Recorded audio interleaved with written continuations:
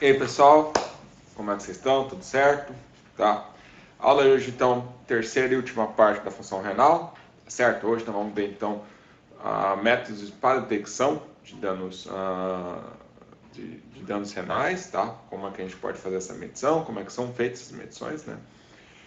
Começando então, a gente vai ter então duas formas de averiguar dano em teste de função renal. Está previsto o temporal hoje, né? Então já estou escutando os ventos. Então, espero que tenha internet para a gente fazer a nossa correção da prova hoje, tá? Mas a gente vai ter então a forma indireta e a forma direta então de testar a função renal, tá? A forma indireta então é você medir, aferir, né?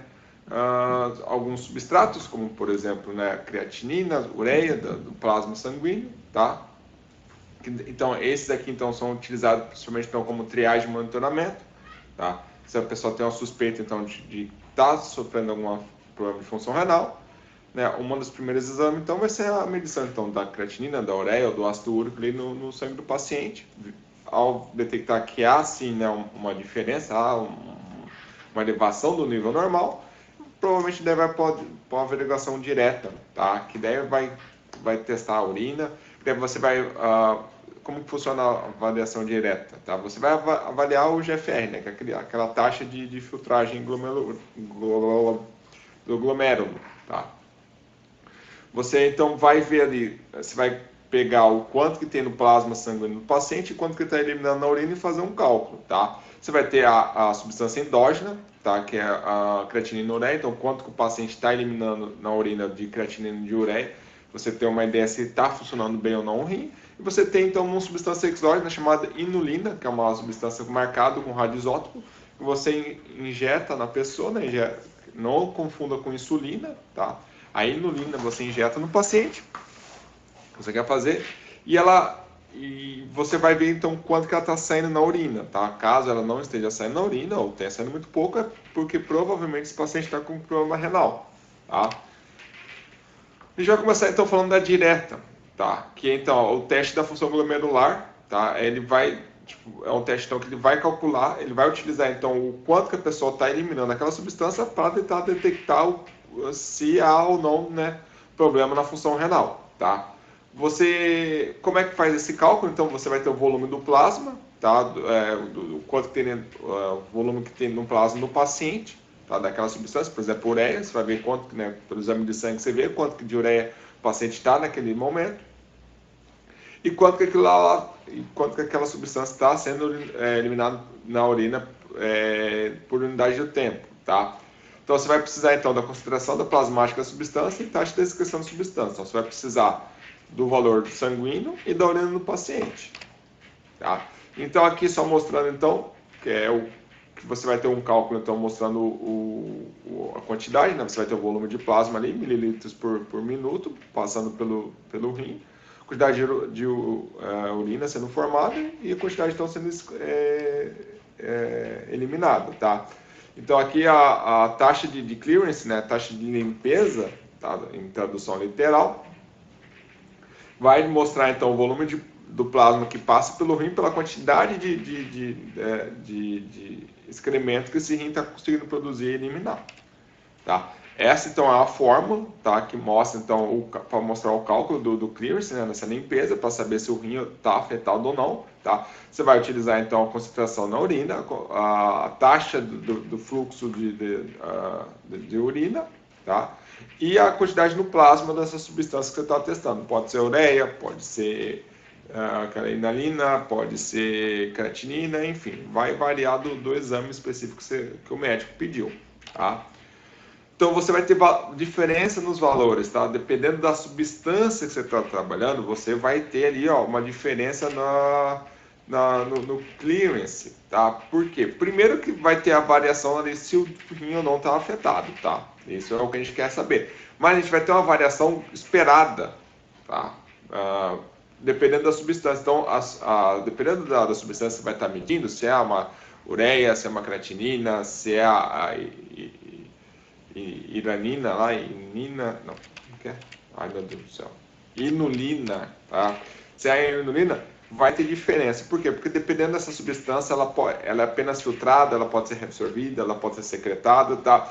Então, aqui eu vou mostrar, então, como é que dependendo da substância, vai variar o valor final, tá? Por exemplo, uma substância ideal, tá? Que é, por exemplo, a inulina, ela só é filtrada, ela não sofre o processo de reabsorção, ela não sofre o processo de secreção. Então, a gente vai estar calculando apenas o que está entrando aqui no glomérulo, tá? Então, ele não vai ter uma reabsorção. Esse aqui seria tipo o padrão ouro, seria o melhor, tá? Só que, dependendo, por exemplo, assim, ó, tem substâncias que ela é reabsorvida, tá? Então, tem substâncias então, que você passa pelo glomérulo, tá? Por exemplo, a creatinina, se não me engano, ela passa pelo glomérulo, só que ela é reabsorvida, tá? Então, você aqui nessa reabsorção, você pode dar um erro, que aqui essa reabsorção ela pode variar, tá? Com isso, pode ali, então, vai dar uma variância no seu resultado. Pode ver ali que ó, a taxa já muda, ó, ela diminui, né, o clearance. Vai para um valor normal, passa o valor normal, ela é um valor já mais baixo. Por quê? Porque a parte dela vai ser reabsorvida. Tá? Agora também tem outro caso, de que é quando ela é secretada, tá? Como por exemplo a ureia. A ureia ela pode ser secretada aqui pelos túbulos. Tá? Com isso, vai ter o que foi produzido aqui mais o que foi produzido nos túbulos, tá? O que também vai dar um valor errôneo, né? Vai ter uma taxa de erro ali. Então, em geral, substâncias que a gente já sabe que são secretadas, né, pelos túbulos, tá? Elas vão possuir uma taxa de clearance um valor para ser considerado normal, um valor maior, tá certo? Então, a gente vai ter os dois principais, então, a inulina, tá? E a creatinina. A creatinina é a mais utilizada e a inulina é a mais precisa, tá certo? Por que a inulina é mais precisa? Porque ela é só filtrada. Ela não sofre nem a reabsorção e nem secreção, tá? Então, vantagens então da utilização da creatinina endógena, tá? Para testar a função glomerular. A gente produz ela um valor constante, tá? A gente está sempre produzindo ela um valor constante. Ela é filtrada, né, livremente no glomérulo, então ela sempre é filtrada pelo glomérulo. Ela não é reabsorvida, tá? Nos túbulos renais, porém ela tá, aqui eu falei errado ali. Então, porém ela é secretada. Eu falei que ela é reabsorvida, mas eu errei. Ela é secretada, então, nos túbulos renais. Então, vai acontecer esse caso aqui, ó. Opa. Esse aqui, ó. Não. Esse. Ela não é reabsorvida, porém, ela é secretada, tá? Que vai aumentar, então, o valor dela presente na urina, tá? Então, você vai ter valores mais altos para ser considerado normal, tá? Relativamente independente da dieta, tá? Tem um baixo custo, então é uma técnica simples, então por isso é muito utilizada essa aqui, tá? Apesar de não ser a mais precisa, ela é mais simples e mais barata, então, né? É algo que geralmente é utilizado nos laboratórios em geral, tá?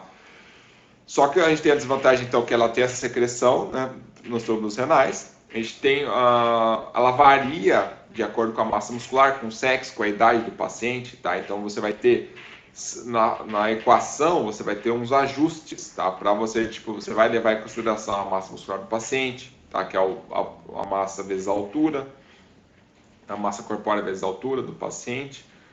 O sexo também você vai levar em consideração, né? Homens e mulheres têm diferença. A idade também tende a diminuir, né? Os valores do GFR conforme avança a idade, tá? Porque diminui a produção de creatinina conforme avança a idade.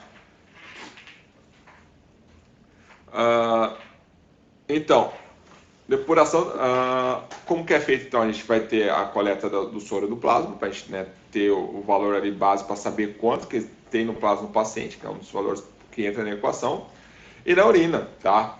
A gente vai ter, tipo, vai coletar a urina do paciente, tá? Quanto maior for o tempo de coleta, maior a representatividade da amostra e menor a influência de erros da coleta, tá?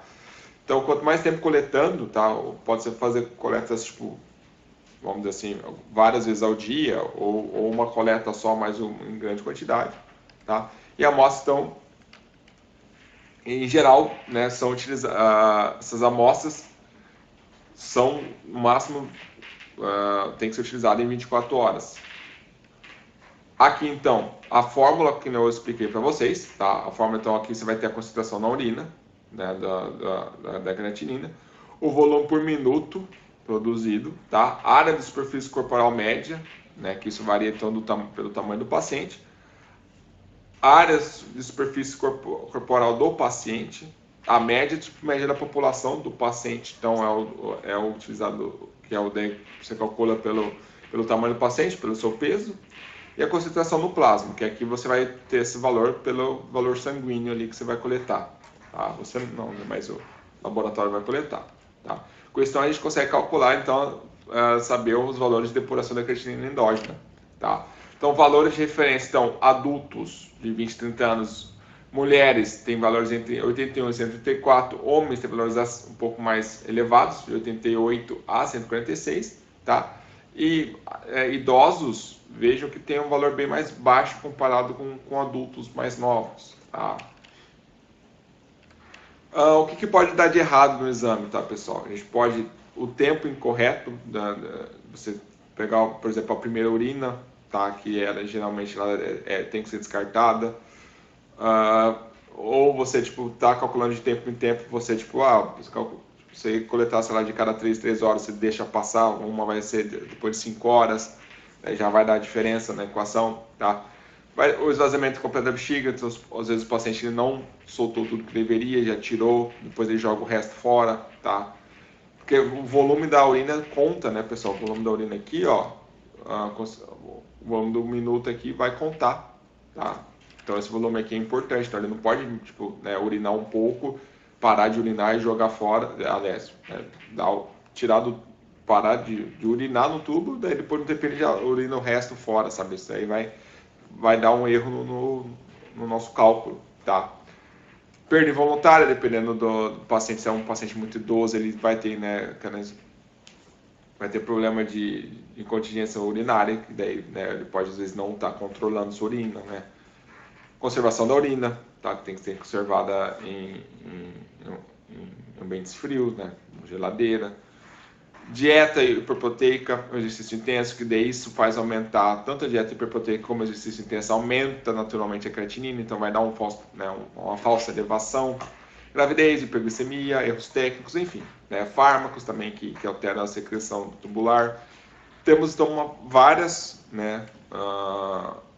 fontes de possíveis erros nesse exame, tá? Por isso que ele, né, não é o mais confiável, apesar de ser o mais utilizado. Depuração da ureia, tá? A ureia, então, ela é parecida com a questão da creatinina, tá? Ela é livremente filtrada nos glomérulos, só que 40% é filtrado, então, nos tubos renais, que daí acontece essa coisa aqui, né?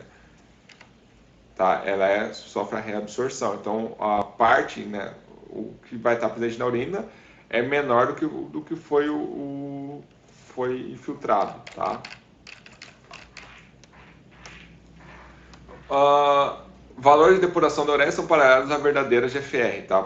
Corresponde aproximadamente a 60% da GFR, justamente porque 40% vai ser reabsorvido nos tubos renais, tá?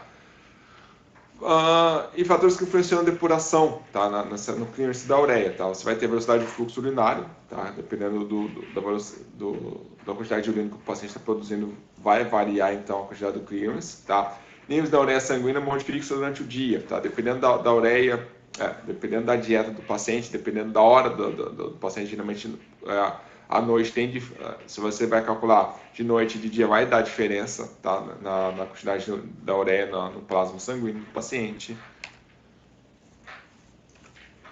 Beleza? Então, aqui eu acabei não falando, mas só falando rapidamente, então, já que eu não fiz o slide, nós temos a inulina, tá? Ela é marcada, então, com radioisótopos.